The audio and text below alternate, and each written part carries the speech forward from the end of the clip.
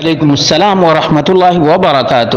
اللہ رب العالمین خیر و عافیت میں رکھے۔ سوال یہ تھا کہ وقت سے 4 منٹ پہلے مؤذن نے اذان دے دی ہے اور چند لوگوں نے اذان سن کر افطاری بھی کر لی ہے، تو کیا ان لوگوں کو روزے کی قضا کرنی پڑے گی؟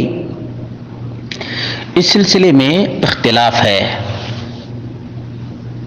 بعض علماء کہتے ہیں کہ احتیاطاً روزہ رکھ لینا چاہیے، اس روزے کی قضا کرنی چاہیے، جبکہ بعض اہل علم کہتے ہیں کہ روزہ بالکل صحیح ہے۔ الی صحت الصوم حینئذ وعدم لزوم القضاء، قضا لازم نہیں ہے، اس روزے کی قضا لازم نہیں ہے۔ اور یہ قول ہے مجاہد سے مروی اور حسن بصری سے، اور یہی فتویٰ ہے اسحاق بن راہویہ کا، امام احمد کا، اور امام مزنی اور امام ابن خزیمہ کا۔ ابن تیمیہ رحمہ اللہ نے بھی اسی کو اختیار کیا ہے۔ شیخ محمد بن صالح العثیمین بھی کہتے ہیں کہ اگر ایسا ہو جائے تو روزے کی قضا لازم اور ضروری نہیں ہے۔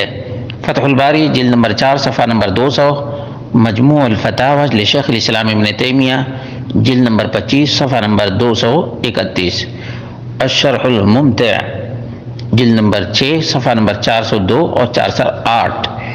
اور ان علماء کی اور ان مشائخ کی جو دلیل ہے بخاری شریف کی 1959 نمبر ہے، عن ہشام بن عروہ عن فاطمہ عن اسماء بنت ابی بکر الصدیق رضی اللہ عنہما قالت افطرنا على عہد النبی صلی اللہ علیہ وسلم یوم غیم ثم طلعت الشمس،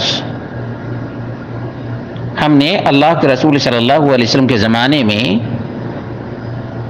بدلی والے دن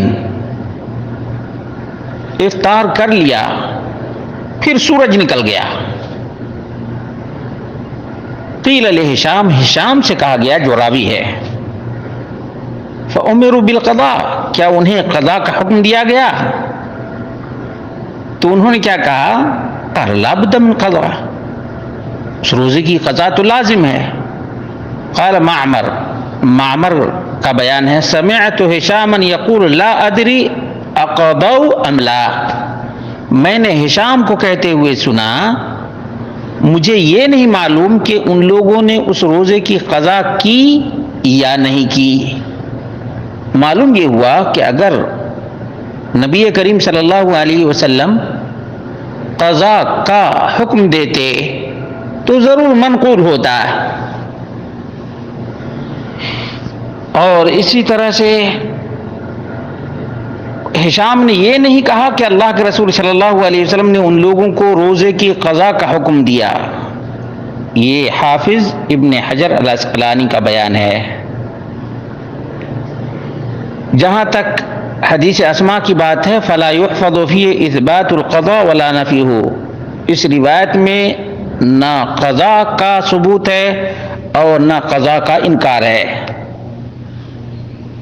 بلکہ اللہ کے رسول صلی اللہ علیہ وسلم کا فرمان تھا اذا اقبل اللیل من ہاہنا، جب رات ادھر سے آ جائے، وَأَدْبَرَ النَّهَارُ مِنْ هَاهُنَا، اور دن یہاں سے پیچھے چلا جائے، وَغَرَبَتِ الشَّمْسُ، سورج جیسے ہی ڈوبا، فَقَدْ أَفْطَرَ الصَّائِمُ، روزے دار نے اسی وقت افطار کیا۔